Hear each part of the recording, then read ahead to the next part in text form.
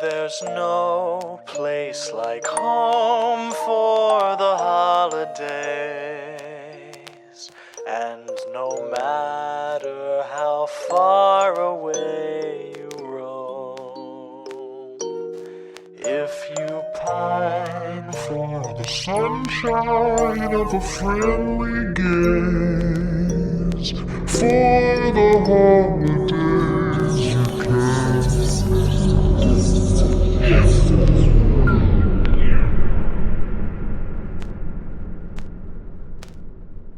Welcome back to Horror for the Holidays, a Christmas horror movie podcast. I'm Jay Logsdon. And I'm Jeff Searcy. Here under protest, you told me, Jeff. Yeah, because you know what, Jay? This sucks. Having to podcast on Arbor Day of all days. I know, I hate podcasting. oh, shit. Howdy, audience. Happy Arbor Day. That's right. It's Arbor Day. We've got spring has sprung here. Let's see.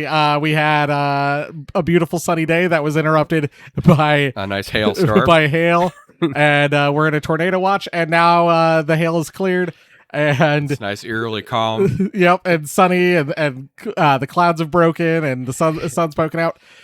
All that to say, if for whatever reason we have to pause this in the middle because of a tornado, just letting all of you know at the top of the episode. All this to say, Jeff could have waited 5 more minutes and not been soaked on talking.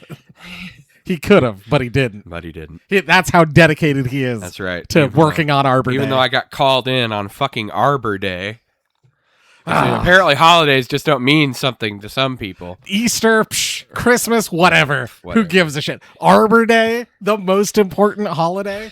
I mean, my wife was making a pine-fired ham for Arbor Day, and now I'm going to miss it. Well, maybe stop for... Jeff, you don't think she's got easy cheese and Triscuits, do you? Oh, she does. Oh, shit. All right, well, episode's over. She made my favorite meal, and still I'm here podcasting on Arbor Day. Well, Jeff, it's time to plant a tree as we talk about 1990's Arbor Day. Ooh. Released December 22nd, 1990. Not what you wanted to see, folks. Yep. Directed by Joseph Sikorsky. Screenplay by Michael Calamino and Joseph Sikorsky. Yes. Scott Bradshaw is Mr. Jacobs / the Doctor / I think it's Raymond. Yeah. Chris Calamino is Pitbull. Yes. Mr. Worldwide himself. You know why they call me Pitbull, Jay? Because I latch on to something I never let go. Michael Calamino, the writer, is also the detective. Yes. Janine Carney is Rachel. John Dorchich is Charlie / Beatnik. Don Graziano is Stacy. Timmy O'Shaughnessy is Bobby. El Diablo is Sir Nigel Rivendell III. Lynn Smith is Jennifer / nurse. Daniel Walsh is Briggs / steward / Mrs. Jacobs. And Paul Walsh is Cassandra / lab worker. And most importantly, William Walsh is Elmer Jacobs. Oh my God. So I could find very little about this movie. However, because I bought the deluxe Terror Vision one, I do have a couple little notes. Okay. So this did get a limited theatrical release. Mostly in New York City. Yeah, mostly in New York City. And it was considered like a New York, indie film staple. Like they would play it for midnight movies and stuff like that. The name of the fans were Daisies in honor of Elmer's outfit, but also the day for Arbor Day. Right.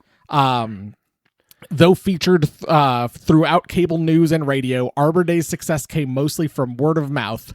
In an age of promotion prior to the internet, the filmmakers distributed flyers for each show dressed as cast members from a pickup truck embellished with dioramas, lighting, and sound system.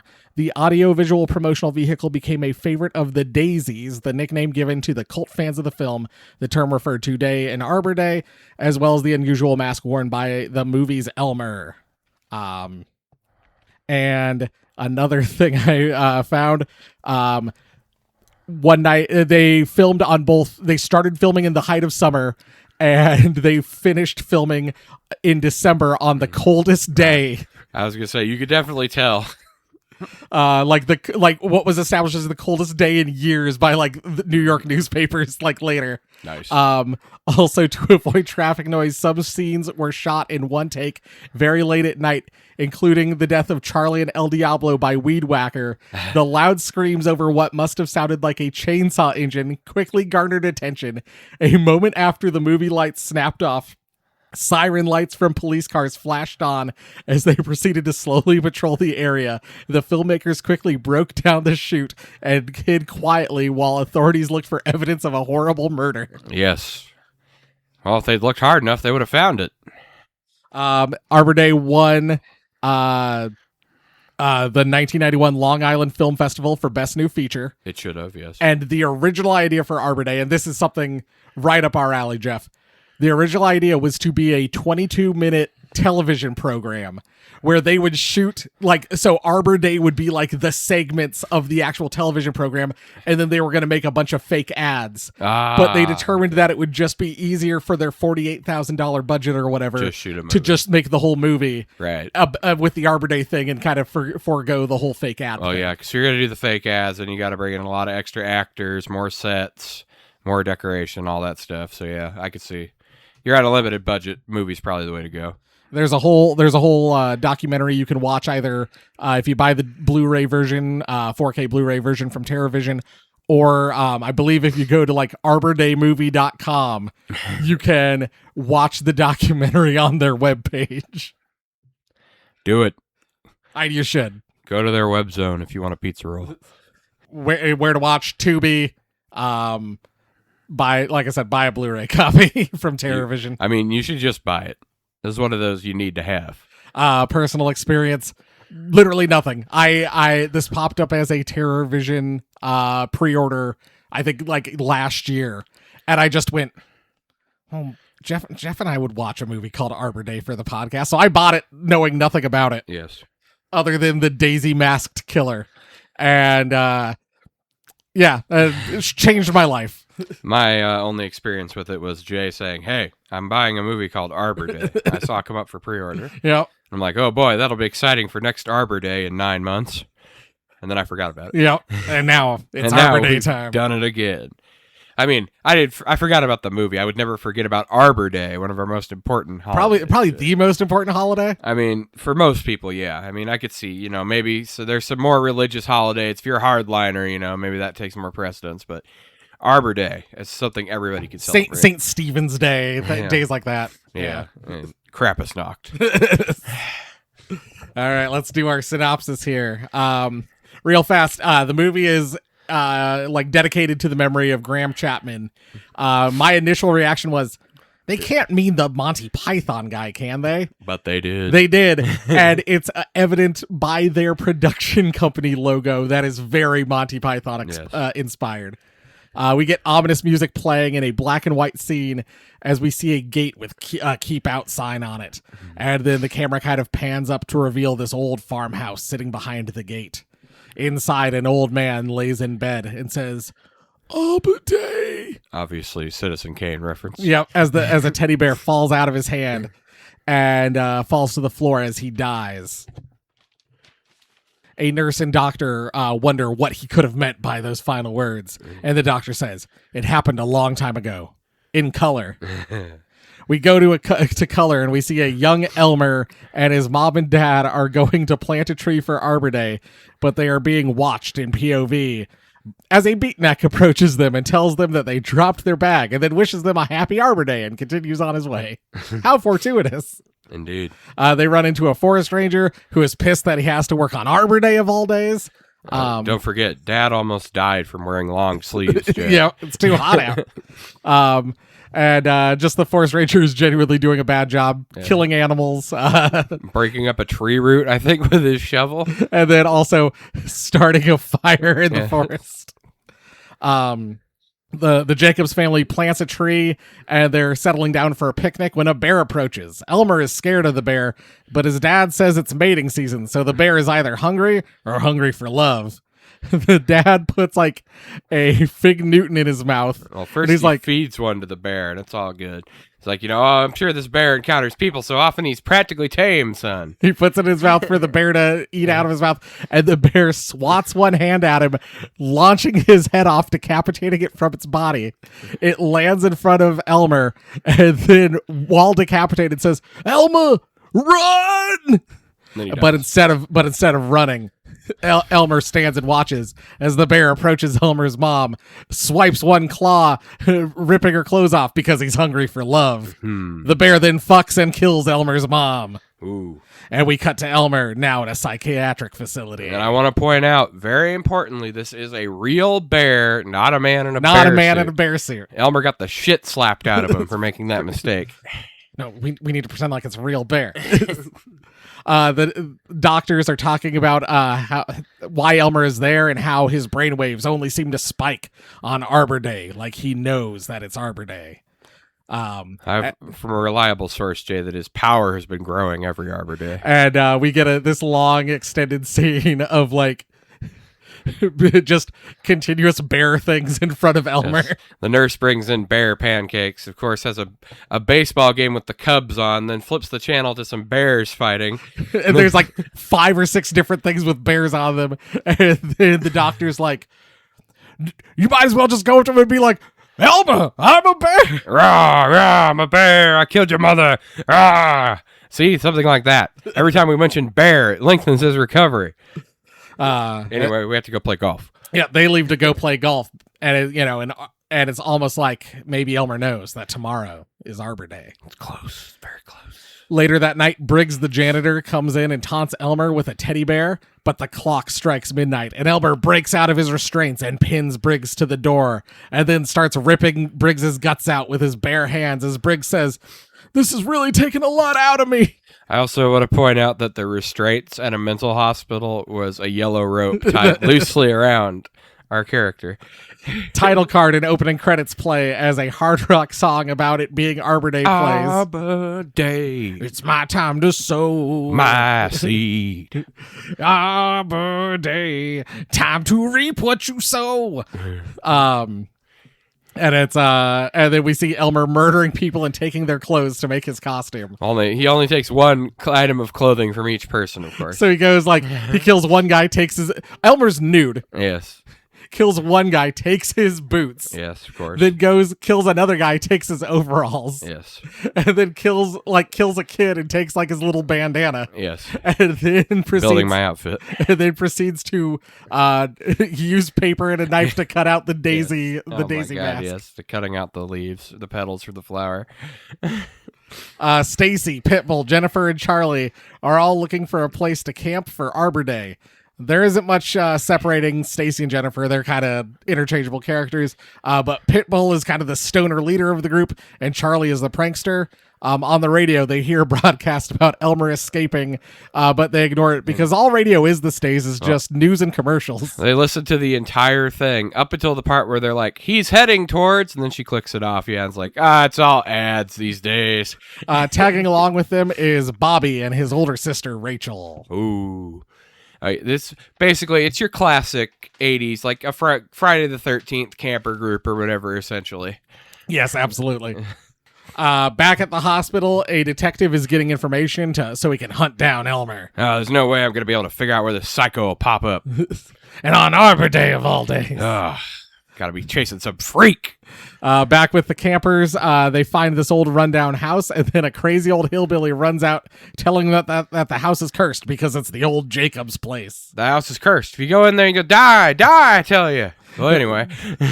The detective is doing research and calls his wife to say he'll be late tonight because he's trying to track down this killer and that he'll miss Arbor Day dinner. But his wife talks him into coming home just for a little bit because she's got easy cheese. Well, yeah, I mean, you got to go home for the traditional Arbor Day feast.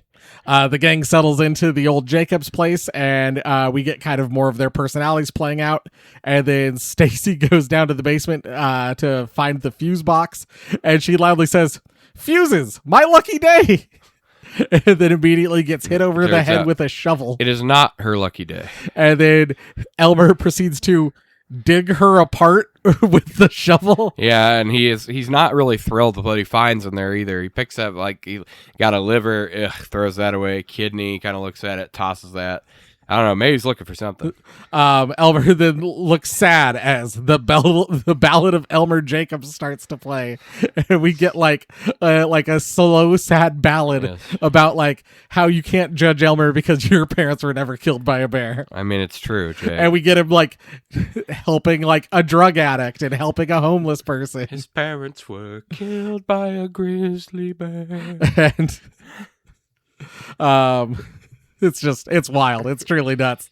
On the warm side of the door. Bobby says that we then cut back to the house. Bobby says that he saw Stacy's body, but when they go to investigate it, it's all gone. And he's like, there was viscera everywhere. And then what's wrong, man?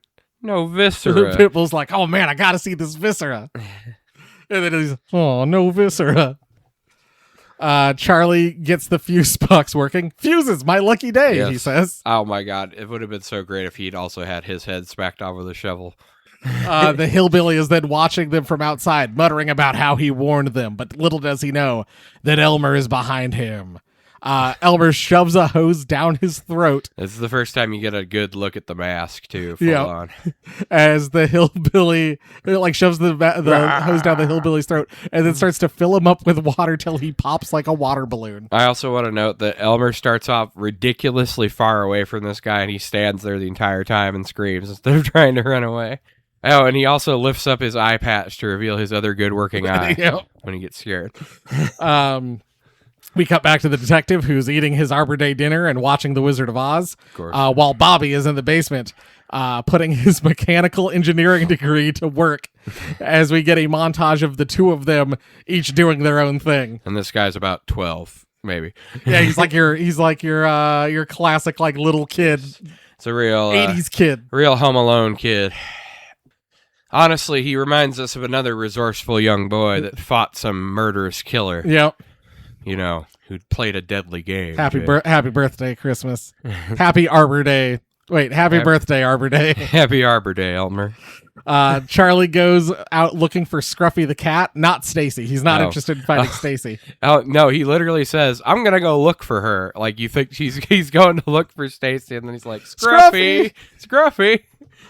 He then finds Scruffy hanged from like the top of the tool shed, and then a weed whacker starts up, and Elmer's about to weed whack Charlie in half, but it runs out of gas, and Charlie's like, ha ha, out of gas, and taunts Elmer, so Elmer just hits his head off with the weed whacker. Oh yeah, of course, as you do. I mean, I'm glad he did that, because I don't know how long it would take you to carve through somebody with a weed whacker. That'd be a while. Jennifer decides to try to call the police for help, and as she does, Elmer repeatedly tries to cut the phone line to no success. No, see, first he cuts the power, and then he's like, oh, man, wrong cable.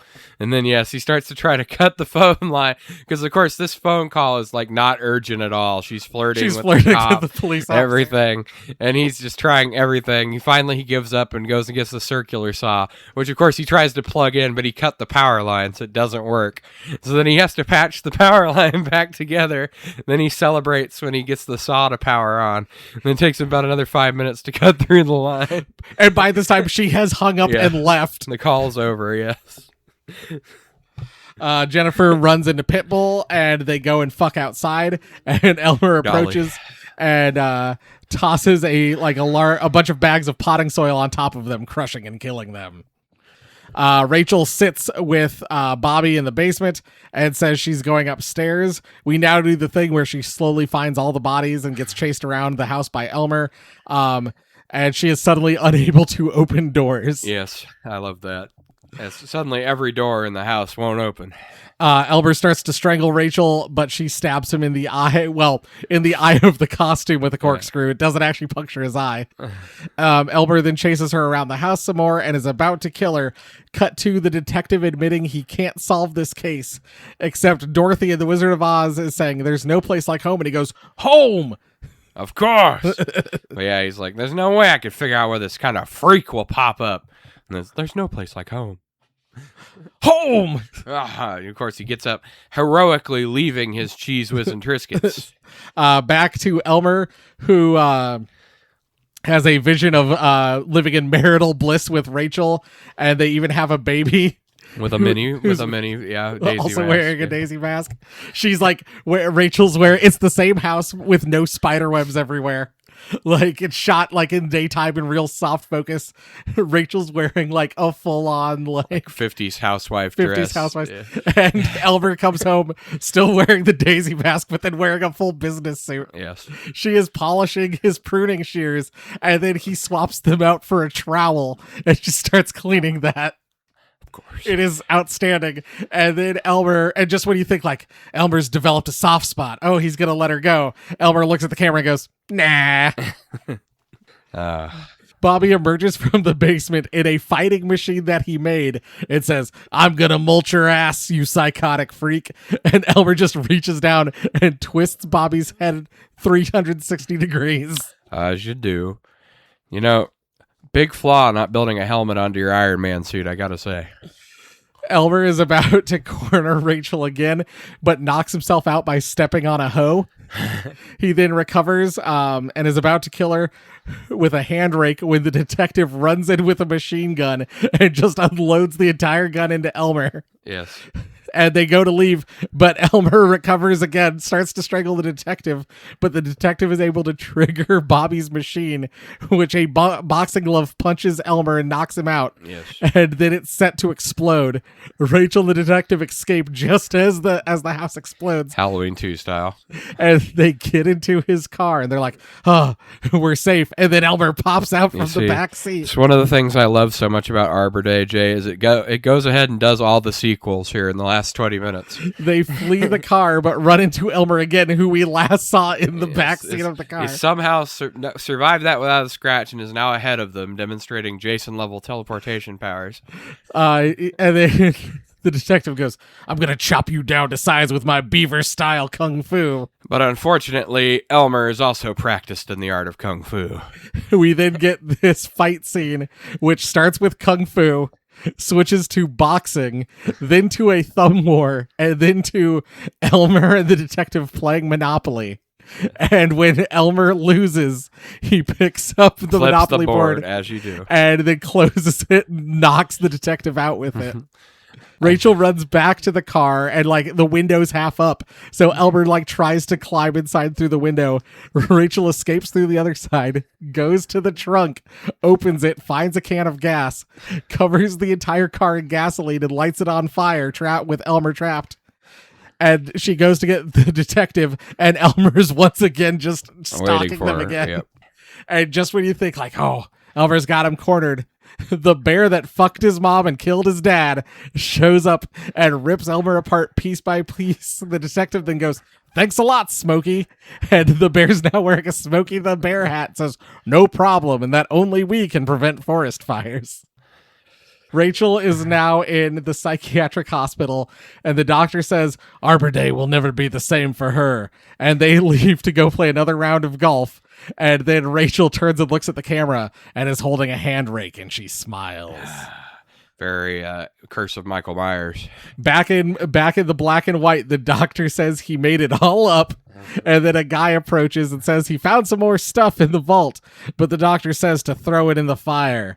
And the guy goes and he tosses all the stuff in, including a film canister for Arbor Day. Credits roll as the Arbor Day song plays again. Arbor Day. And then we get a coming soon Arbor Day 2 Death Garden. And then we hear the detective say, it's all over. He's dead. And then we see Elmer's like decapitated head and his eyes open. Jason style. Dun dun dun. And ladies and gentlemen, that's Arbor Day. I mean, what else can we say except that's Arbor Day? And I also want to point out during when the fat schlubby detective is fighting Elmer in kung fu battle, of course, him doing beaver style. Elmer, I'm assuming, doing Elm style. He takes a pause. He's breathing heavy, and he's like, "Oh, his kung fu's good." Oh, what a movie. Jeff, where would you like to start with? What category are we starting with? I mean, we might as well do some Arbor Day quotes here. All right. Your Arbor Day pledge. I don't fucking know what happens on Arbor Day. It's a Nebraska holiday, I'm pretty sure. I did not actually look up Arbor Day, but I'm pretty sure in Nebraska they celebrate Arbor Day. It's a big deal. Like they take their kids out of school and stuff for it. I mean, we celebrated Arbor Day like in school. We used to we would go outside and eat lunch in like the trees, and we would usually like draw tree pictures and stuff. This is like first, second, third grade. I never did shit like that. Yeah. Man, I missed out. I missed out on some real Arbor Day. Yeah. I mean, that's why some of us care about working on Arbor Day, Jay, and some of us don't. I'm going to mulch your ass, you psychotic freak. Not in that mech suit, you're not. That's Bobby. Oh. I told you shouldn't wear long sleeves. You're going to get overheated. The guy is like literally dying on the side of the road because it was a little hot outside. I'm fine. Young Elmer, Daddy, why does Mommy have so much hair on her face? Because it's Elmer. Because the mom's played by a guy. Yes. And then Elmer's dad goes, "You should see her pits." Not just a guy, by the way, a very muscular man wearing like a sundress. Yes. Look, Daddy, a man in a bear suit. Young Elmer, and then he gets slapped, and his dad's like, "No, pretend like it's a real bear." You know, it was really hard to choose because there are literally so many great quotes, but the part where I'm screaming at the top of my lungs, "Help, help," and he's joking constantly so the girls don't give a shit. And then the weed whacker shuts off, "You're out of gas! You're out of gas!" And then, he flips it around and hits him over the head with the engine block and his head flies off.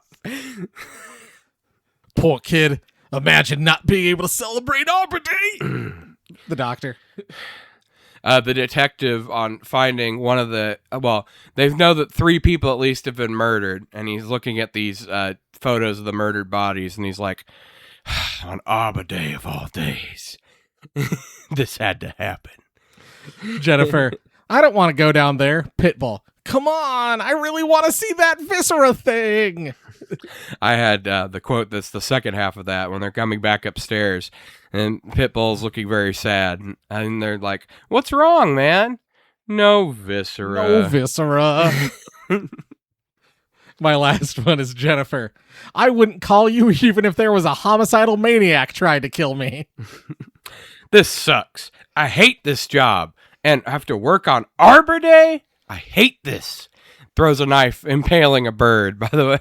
Also, he was like picking up trash with his little like spade thing and stabs another bird. Yes, he's murdering animals left and right, of course, as a park ranger should. But then he sees the family walking up, completely changes his face and everything. He's, howdy, folks! Happy Arbor Day! Remember to be nice to your forest friends. It's like, such a park ranger. And these like assholes. Yes, and that's as they're walking away as soon as they're out of earshot. Assholes. I get it, working in a customer-facing job. Yeah. And then, of course, don't worry, Elm. He's probably tame. He sees so many people. Puts one in the bear's mouth, he eats it, and then puts one in his own mouth. The bear gets his head batted off, and then, of course, comes to life again. Run, Elm! Run! Oh, my God, what a movie. He's probably just hungry. Hungry for love. Hungry for love. It is mating season. Oh, not in front of Elmer. Well, Jeff, Arbor Day spirit. How Arbor Day is this movie, and how Arbor Day are the kills? I mean, very Arbor Day on the kills. I mean, they're almost all with garden implements. I mean, I don't know how you could get any more Arbor Day than that. Agreed. And it's on Arbor Day. It's literally on Arbor Day, completely themed around an event that happened on Arbor Day. And as we've learned in the movie, he grows more powerful each passing Arbor Day. Yep. So you couldn't get more Arbor Day. It's going to be hard to top this movie for Arbor Day. And the kills, I mean, not only that, he's also wearing a a plant-based costume for Arbor Day. Indeed.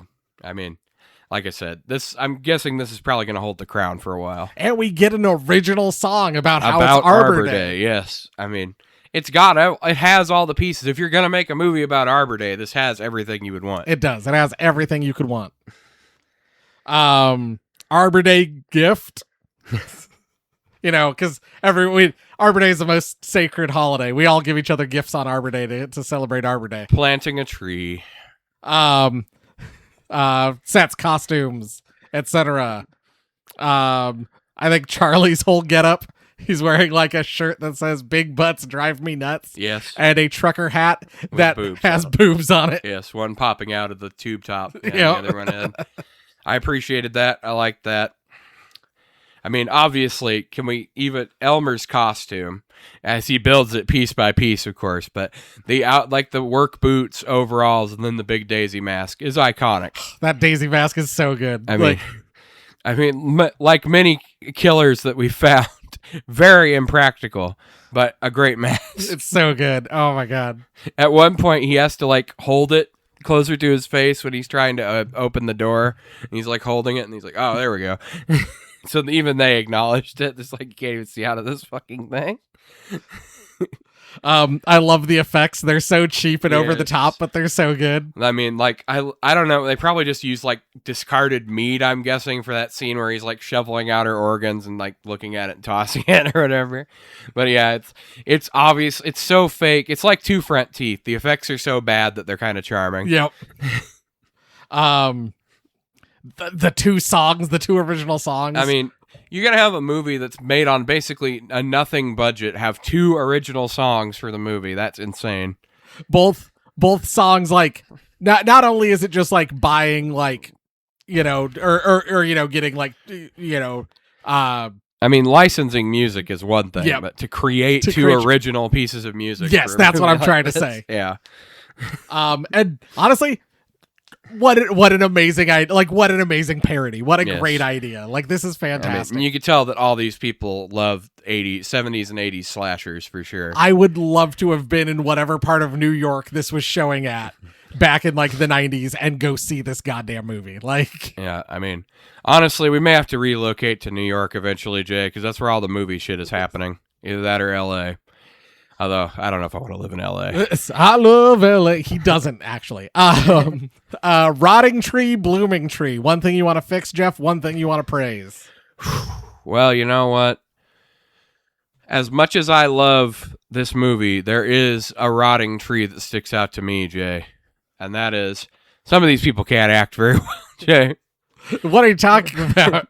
I think if we had just a little bit more budget, because, I mean, a few of them are really good, and I appreciated it. Like, I love the detective. I mean, obviously, Elmer was great. I don't know if he was, especially when he's not wearing his mask, the, like, blank stone face that guy keeps through the whole thing. How he wasn't able to, like, just have, like, the biggest shit-eating grin on with his the face. shit that was going on, playing this straight must have been very, very difficult. So he was great. But some of the friend group, Jay, especially the two girls, were basically wooden.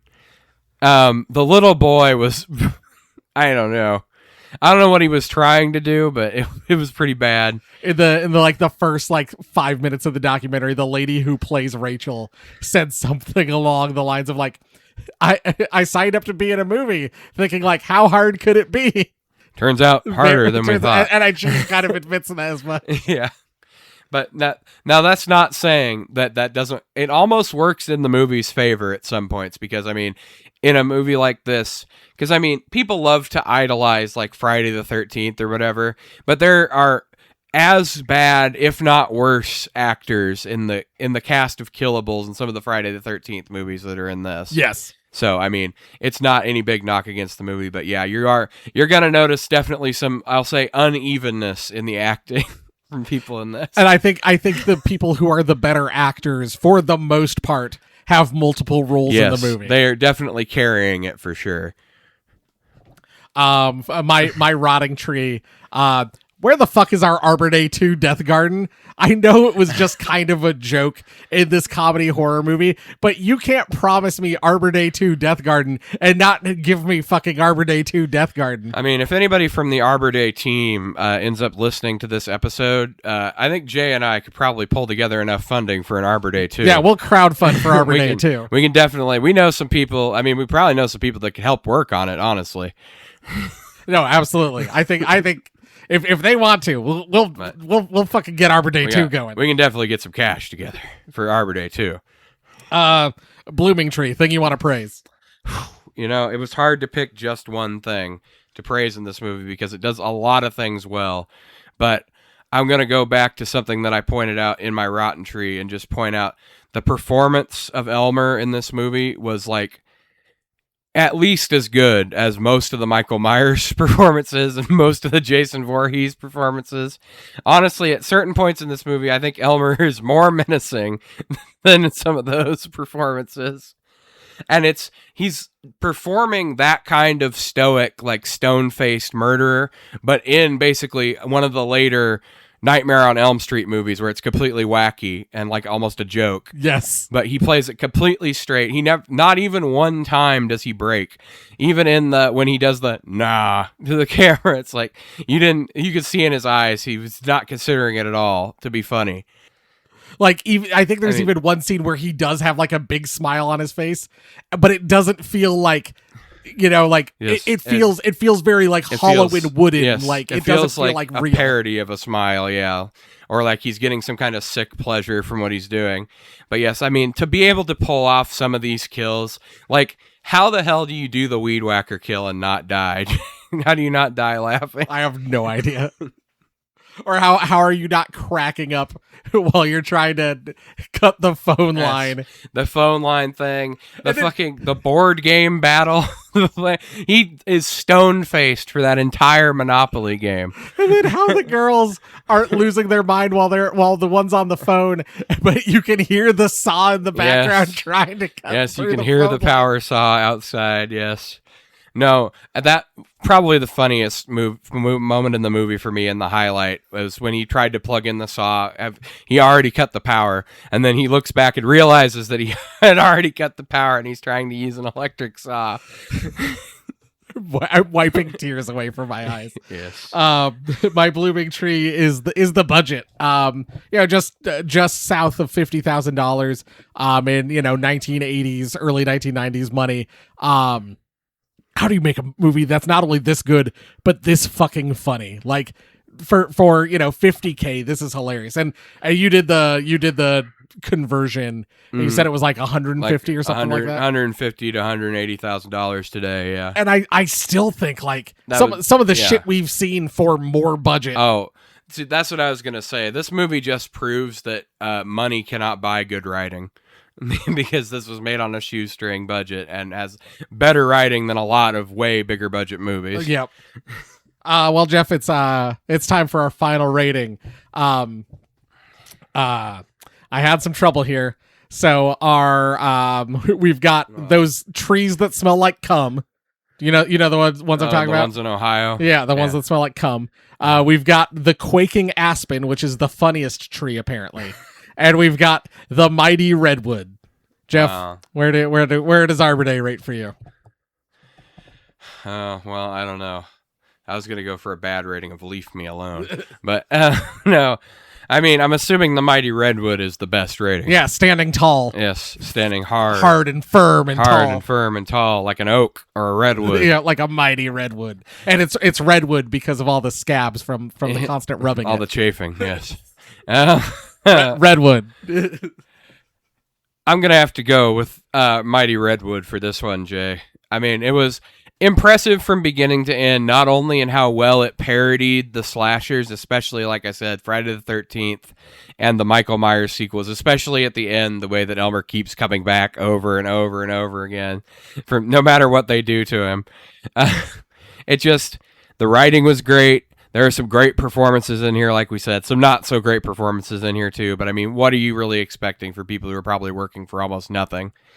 And a real passion project, obviously, for these people to put all this care into it. Even though the effects aren't great, they're good enough to get the point across. And they're, like we said, they're that kind of bad that's almost charming these days. Because, if something like this was made now, it would be all garbage CGI crap, fake blood and all that, and look terrible. Although I will say, using the garden rake triggered me about Santa Claus. I was also thinking about Santa Claus. So that's a point against it, but that's not their fault. But, I mean, to not give this a good rating, I think would just be a disservice to all the effort and the obvious passion that these people put into making this. And to see some of the shit that people say online about it, it's boiling my blood, Jay, just like when people talk shit about John Carpenter. The man's not even dead yet, and you're already ripping apart his work. this is a mighty redwood. I went into this expecting something to laugh at, like Hollowgate. I was not at all expecting something to laugh with. This is a two front teeth. This is I would say this is like the spiritual brother to Two Front Teeth. Yes. There's truly, this movie's just fantastic from start to finish. I was not, and I was not expecting all the slapstick comedy, all the parodies, like literally starting off with a parody of Citizen Kane and then finishing with still continuing the parody of Citizen Kane. And just, all the parodying all the slasher tropes, doing all the, the final girl who can't run away from the killer. Can't open doors. The teleporting killer. The indestructible killer. Yeah. The incredibly dumb group of camping friends who just continually like go outside and get picked off one by one. The escalatingly more stupid ways that they get rid of the killer. Like I said, it does all the sequels at the end of the movie basically, because they shoot him, then they blow him up, then they light him on fire, and then of course they try to beat him in a physical fight, and then there's a board game battle. just next level. Like I said, Jeff, I said to you off the air, when I was first looking stuff up about this movie, I thought it was a joke. I thought all the information was a joke on our behalf. Like, I thought, this was made in like 2022, and they're pretending like it came out in 1990. That's what I thought at first. I'm like, is this like a WNUF thing where it's just shot to look old? Because, it was... The snappy dialogue and the references and the humor and everything is like, it seems like something that would have been made like in the 2010s, not, in 1990.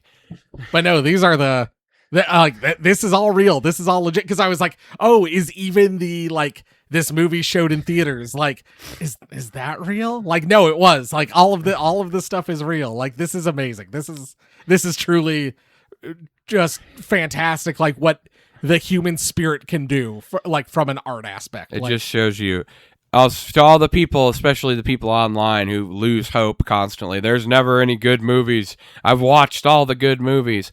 Then you discover something like this. These things are out there. You just have to look for them. Since I watched this the first time, I've been recommending it to so many of my horror movie friends. Like, you got to check this out. You do. You do need to check this out. Well, Jeff, there's some deforestation going on. Oh no. Overlogging. Maybe we're wrong. I don't think so. As I've told you, I am the only real movie critic that exists, and my opinion is the only one that matters, and anybody who gives me a contrary opinion is dog shit, Jay. We're not. I don't know if trouble. I did have some. I did have trouble finding reviews. I would have loved to have found some of those like early like newspaper showings, like what people thought about this. I found a scathing takedown. Multiple parts, by the way. But I found this on IMDb, and I don't know, 7 out of 10 feels too low. So maybe high school movie project. Watching this movie, I'm sure this was some sort of high school project made into a movie. Most of the humor is childish, but still funny. Sort of like something the whitest kids you know would put out for their TV show. I was entertained. Lots of gross out humor. I don't know that there was gross out humor. Most of which was exaggerated to get a laugh. The budget of the movie was $48,000, and it shows. Almost all the actors seem to be of high school age, and a couple actors even younger, which is why I said it seemed like a high school project. You don't need to justify why you said that. It is still funny and is a good movie to watch while having a buzz. I recommend it and give it a solid 7 for the childish humor. Most of the movie is comedy, and it has very little horror. I disagree. It's terrifying. If Elmer was stalking you, you would be fucking terrified. Richard Butch 1916-4? I don't know. Fuck you, Richard. That's what I'm saying. Anyway. All right, you ready for this? Sure, go ahead. 0 stars. Arbor Day 1990. Felt like I had to post this because so many of you idiot horror sycophants keep telling me to watch this garbage. I don't know how many people would be. Is it like one person was like, "Hey, you need to check out Arbor Day"? I don't know. Let me get this straight. Someone sat down and said, what if Friday the 13th or Halloween? This is in weird italics with the one letter bigger and smaller. Oh, yeah. Okay, yeah, I know what you're talking about. But trees. And instead of being stopped by friends, family, or law enforcement, that idea was allowed to grow unchecked into Arbor Day 1990. Yeah, but what if Friday the 13th or Halloween but trees? A movie so aggressively incompetent, it feels like it was filmed as part of a court-ordered punishment. A guy sees his parents die on Arbor Day and comes back years later to kill teens with gardening tools. That's it. That's the movie. That's the pitch. That's the entire creative well, and they still somehow run out of ideas halfway through. Acting so bad it should be illegal. This is section 1. Every actor in this movie delivers their lines like, they just found out what acting is, they just read their line 5 minutes before the scene started, and they're actively resenting you for the fact that they have to make a movie. The teens, quote unquote, at the party, which I think a couple of them were probably close to teens. Yeah. I don't know, have the charisma of damp mulch. No one feels like a real human being. They feel like NPCs in a video game that got abandoned halfway through development. Oh, calling people NPCs. Oh, boy. And the killer, Elmer Jacobs, moves like a guy who forgot why he walked into the room, or a guy that decided to murder someone for a bit. He did. That's the whole movie. The whole movie's bits. The kills, or lack thereof, section 2. When you think about a movie about a tree-themed killer, kind of clumsy phrasing there, dude, would at least go wild with it. Nope. Instead, you get half-baked garbage. Cuts away before anything interesting happens. The weapons look like they're made of plastic in most of the scenes. There are moments where you could practically hear the director say, "We'll fix it in post," and then they never did. The production value of this movie is essentially the production value of what I assume a vacant warehouse after a double murder is. It looks like it was filmed on a camcorder found in a ditch, using lighting from a single low wattage light bulb in a house that ghosts would probably refuse to haunt. The audio drifts in and out like it's trying to get out of the scene, and the editing feels like... it does do that. The editing feels like someone dropped the footage down the stairs and then tried to glue back together what survived. Is this a comedy? Is it a horror movie? Is it a cry for help? I think it's all of these things. No one should ever watch this movie. To say that this has anything worth seeing or anything clever is to do a disservice to all the people who work hard on real movies. This movie feels like a parody made by people who only heard what horror movies are like through a third party. And let's just talk about the wasted opportunity. On Arbor Day, really, there's nothing tree-themed in this entire thing. They plant a tree at the beginning. What are you talking about? I'm guessing he means like the killer's not tree themed. I mean, he's plant themed. Yeah, he's plant themed. What the fuck do you expect? This could have been a great movie if they had actually known what the hell they were trying to do. Instead, it's just boring. 79 minutes is a personal attack and an attack against decency. Time just doesn't slow down. It stops for you, and then it asks you, why are you watching this movie? My final verdict, it's not so bad it's good. It's way too sloppy to be fun, way too boring to be funny, too self-aware to be accidental, but too incompetent to have been intentional. Nothing works, nothing lands, nothing is worth remembering. 0 out of 10, I would rather plant a tree and stare at it growing for 79 minutes than watch this garbage. Go fuck yourself. I've got one more. It's not really a review. I had trouble finding reviews. But I did find this thread where someone was like, holidays that are not movies, and it was basically like, we know about Christmas horror and Halloween horror and Thanksgiving horror and Easter horror. Do you have any holidays that are not movie titles? This will be a horror, blah, blah, blah, blah, blah. So I don't know. But anyway, we've got multiple people saying what they think an Arbor Day horror movie would be. We've got, and so hold on. We've got, go for Arbor Day / Earth Day. You could have some trees animate and start ripping loggers limb from limb. Or you could do it as a disaster piece and check out the Lumberjack reality show. I don't know what that means. Greenpeace could get really violent. That's not what Arbor Day is. It existed in 1990. Why the fuck are you pretending like this movie doesn't exist? Follow up. Arbor Day. A school trip to plant trees turns deadly when the trees decide to do some planting of their own. 6 feet under. Yeah. Yeah. And once again, that's kind of what we got, but we already have an Arbor Day movie. It's I'd this watch movie. it, but yeah. This movie. It's Arbor Day. Is it, Jay? Is it really? Because I don't see anything tree themed in this entire movie. There was nothing tree themed in this Arbor Day movie. Other than the fact that it occurs on Arbor Day, the killer is plant themed. It's themed completely around Arbor Day for the entire movie. And they treat Arbor Day like it's a big holiday. And it's Arbor Day. It's my time to grow. It's Arbor Day. Better reap what you sow. Exactly. Well, Jeff, we are. It's Arbor Day. We've chained ourselves to some trees. Yes. And how close to us would you want to chain Elmer Jacobs?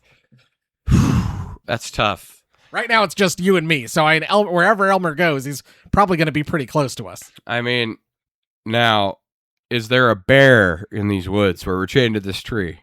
Because that affects how afraid I am of Elmer Jacobs. There could be a bear in these woods. All right, then I'm okay.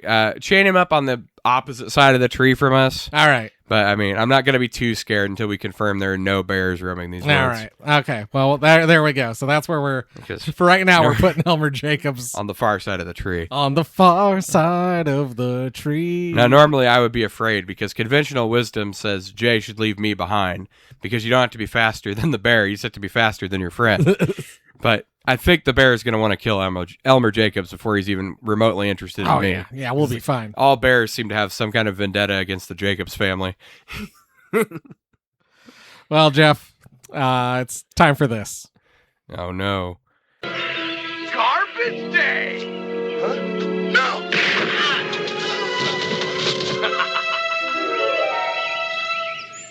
Arbor Day?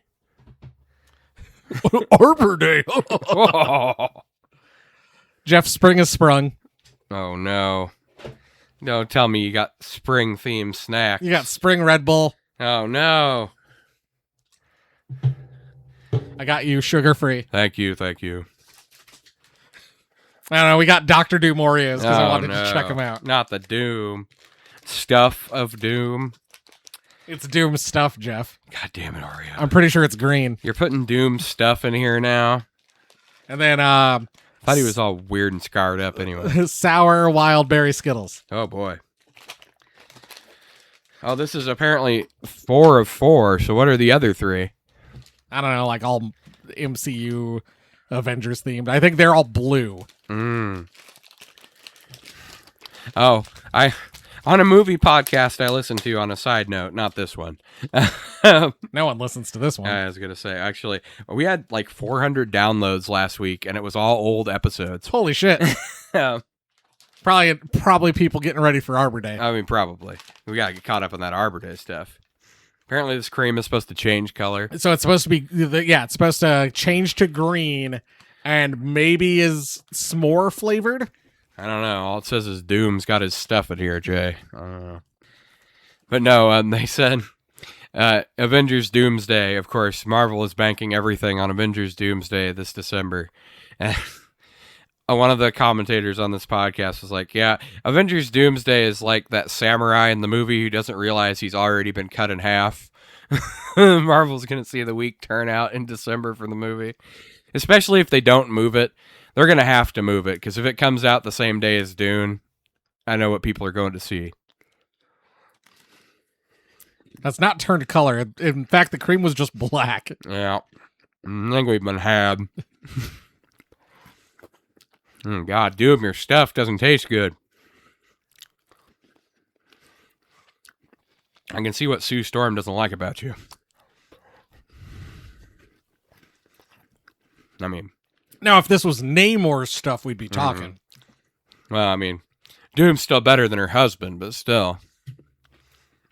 God, can you imagine being married to Sue Storm and being like, no, sorry, I have to be in the lab. Science needs me, baby. Proceeds to do nothing of note with his science, by the way. I mean, these are delicious Oreos, but they're not turning green. They're very good Oreos, yeah, but I'm not seeing any Power of Doom green Oreos. Also, I like that Doom's face is on one of the sides. Well, I mean, they have to be. Otherwise, they wouldn't be able to be sold in Latveria. There's, of course, a vast Oreo market. I could see that being a Doom scheme in the comics. He has all the Doom bots buying cases of these Oreos to make it seem like the sales were great. That will show that fool, Richards. Exactly. The Fantastic Four Oreos didn't sell worth a shit, but the Doom ones fly off the shelves. I gotta say, though, I'm still pissed these aren't changing color. What the hell? Yeah, I'm furious about that. But otherwise, these are really tasty Oreos. No, I like them. They're good, but the marshmallow kind of flavor does work. But yeah, what the hell? I don't know. Let's do Cherry Sakura Spring Edition Red Bull, Oh boy. and then we'll switch over to the. Speaking of samurai being The cut in Skittles. half, it's time for my cherry sakura. Did you see the minus? Play Sekiro, you cowards! Did you see the -0 teaser? I've not. I think I saw a thing like a still from it. I was like, Godzilla's coming to America. I was gonna say it was a pretty normal teaser up until the end when he walks past the Statue of Liberty. I think it's going to be the first Godzilla movie that Japan has made set outside of Japan. Hells yeah! Well, I wonder if he's gonna battle Bootylicious Godzilla from the MonsterVerse movies, oh my god, that would be amazing. because he already beat Matthew Broderick Godzilla. Yeah, that was in Final Wars. And also, the dig. It's only a one-line dig where they acknowledge it, but after Godzilla easily dispatches 1998 Godzilla, the main evil villain that's sending out all the monsters to attack Godzilla, he's like an alien that's captured all the other monsters. He's like, I knew that tuna head wasn't up to much. And of course, the way Matthew Broderick killed Godzilla in the original movie was drunk driving a car into it. Yes, on a winding Irish back road and then Yeah. pretending like it never happened. Yeah. Even though Godzilla's family has tried to call him to account on multiple occasions for it. Fuck, what the fuck, man? And I'm pretty sure ruined his relationship with Jennifer Grey. I'm pretty sure that's why she had to get that nose job. I'm pretty sure. But yeah, again, what's going on with that? And what's going on with the whole Mark Wahlberg thing? Remember when he almost beat that Asian man to death? Yeah. I remember. Yeah, I remember too. And then he was like, if I had been on those planes, 9/11 wouldn't have happened. Jay. After having seen the Transformers movies, I'm pretty sure he could have stopped 9/11 if he'd been on that plane. Maybe if it was Asian men flying the plane, he would have beat Elderly them to Asian men, yeah. death. Yeah. God damn it. This episode went off the rails. If it had been elderly Asian men, or if Matthew Broderick had been on the plane with his car and enough alcohol. That would have been hilarious. It's just like the hijackers stand up, and then you just hear a car engine rev, and Matthew Broderick's just sloshed in the driver's seat, and he just runs over the hijackers. I love Ireland. You're on a plane, sir. How'd you get that car in here? It's a Pinto. He was able to carry it on. Oh man, But anyway, the Red Bull is pretty good. yeah, that's delicious Red Bull. Let's try I like these sour wild berry Skittles. Oh, boy. So it's all the regular flavors. We got sour berry punch, sour melon berry, sour raspberry, sour strawberry, and sour wild cherry. All right, well, I guess let's try a few.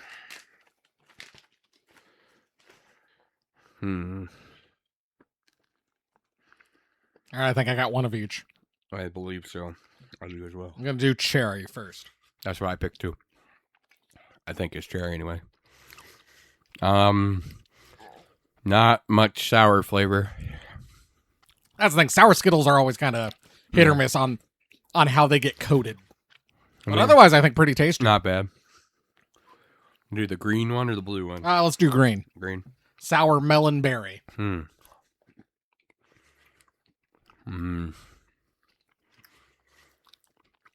Not really getting... It's kind of the regular wild berry green. Yeah, I was going to say, pretty normal. That's the thing. No, I'm not complaining about any of these. I love wild berry Skittles. I think they're my favorite. But yeah, the lack of sour dust on them is kind of hurting these. They don't taste much sour. I don't know if that's our packaging or if that's kind of going to be the standard, because I think these are a thing now. I've kind of been feeling like a lot of sour candies aren't as sour as they used to be. They've been cutting back on the malic acid powder or what? Because I've noticed, like, when I get Sour Patch Kids now, they're not as sour as they used to be either. I think the sour strawberry is the weakest so far. Either that or we're just getting old. We can't taste Maybe. the sour anymore. Yep. You gotta sour it up for me, Sonny. Exactly. Sir, I can't. It can't be that. We're not old, Jay. Tried the blue one.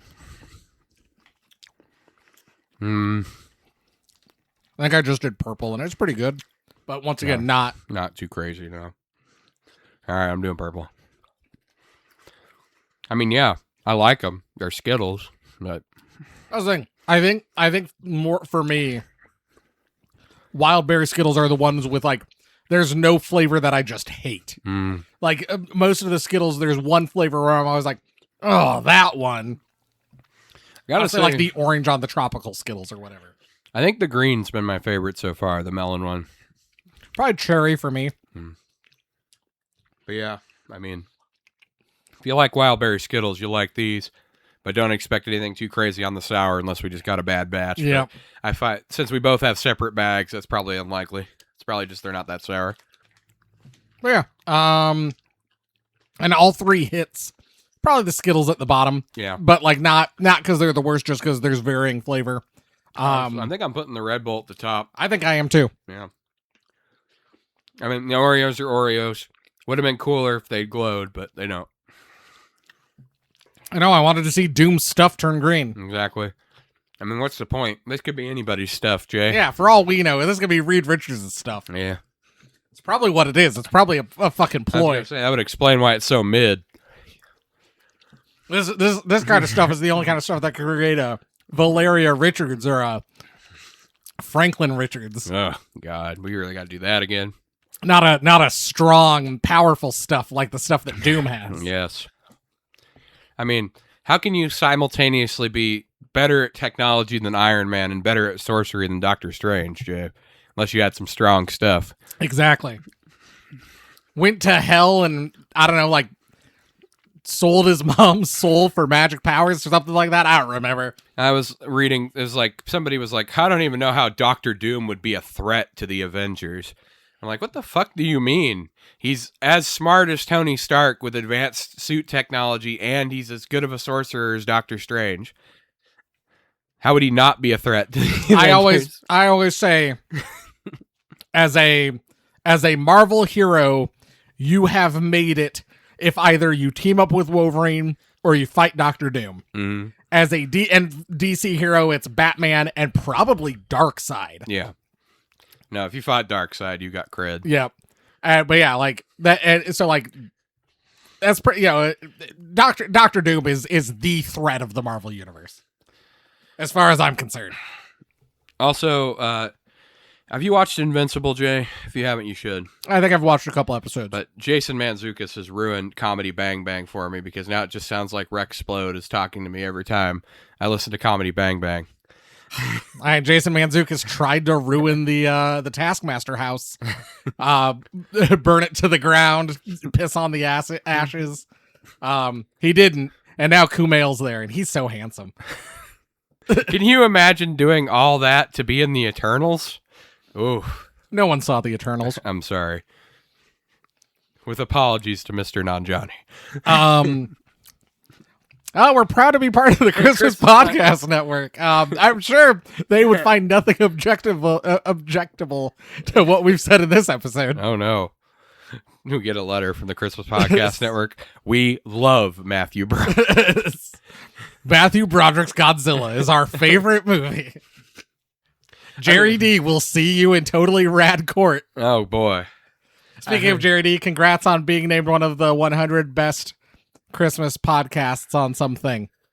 Oh, is that what that was? I saw something pop up about that. Yeah, I think he was named one of the 100 best Christmas podcasts or something. Well, yeah, he deserves it. Yeah, absolutely. We're ranked. We're the worst podcast ever. Period. I mean, I think on iTunes we're like just in the seasonal section we're pushing 5,000. Bottom. Yeah, we're close. We gotta be close to the bottom. We're lower than the ones that had one episode and then stopped doing it. Oh yeah, speaking of people who have few episodes and stop doing it, you see there's another horror for the holidays now? I did not. They're moving in on our turf. They started last year and they got like 6 episodes. Oh man, I'm gonna look this up. YouTube. So I was doing our usual, hey, what's going on with horror for the holidays? Because I get the weekly roundup or whatever. Mm-hmm. And I was like, wait a minute, this isn't our video. There they are, see? 6 subscribers. They're coming for us. Oh, those motherfuckers. Well, YouTube listeners, you know what to do. Go out there and downvote all 6 of their videos. Can't even do that anymore. Spiritually do that. Yes. We'll know you did it because they don't show downvotes anymore, but still, you could still click the button. Get in touch with us on social media. We're all the places at Horror 4 Holidays. That's Horror 4 Holidays. Send us an email. Let us know your thoughts on cherry soccer or Red Bull. Yes. Or sour wild berry Skittles or Doom stuff. Yes. Or the fact that Doom stuff doesn't change color like they say it will. Yep. Or the fact that it's Arbor Day. It's my time to grow. Arbor Day. Better reap what you sow. Arbor Day. Yep. Exactly. Let us know your thoughts on Arbor Day. Let us know if the thing I said about Arbor Day being a Nebraska holiday is a real thing. I don't know. Yeah, they go big in Nebraska with that. I think they do. Is there anything else? Subscribe, like YouTube, all that shit. Leave us a review, 5 stars, 0 stars if I could. Let us know you're a real sicko. Yes, youtube.com/horror for the holidays. Not the one that has 6 subscribers and 16 videos. Yeah, not that one. Ours that started 3 years before. We're so much better than they are. Yes. I'm gonna go listen. I'm gonna be like, man, this is so much better they than our do. stuff. See, they do like movie commentaries, like actual commentary tracks to go along with the movie. I'm gonna live. I'm like, God, this is so much better. We're just sell them the whole channel. We're doing that. We're gonna start doing that on Patreon and be like, this is their channel, but on Patreon. Here, you guys can just have it. I don't want to do it anymore. No, we're going to war. We got a new enemy besides Dude Dad. Oh yeah. You know what, Jeff? I bet that horror for the holidays is associated with Dude Dad. Oh, probably. It probably is fucking Dude Dad. Probably Dude Dad. He got word about this. Yeah, he's heard about our shit talk, and he's like, I'll start their own channel and surpass them. So, joke's on you, Dude Dad, you piece of shit. And we're on to your game. Anyway, thanks to the Christmas Podcast Network for hosting our crazy ramblings once again. We'll see you next week with a stocking stuffer, and then finally back to Christmas horror movies in 2 weeks. It's been a long road. The horniest Star Trek show. I mean, it is. It is. Anyway, thanks for listening. I grew up with DePaul. I know what's going on. Bye.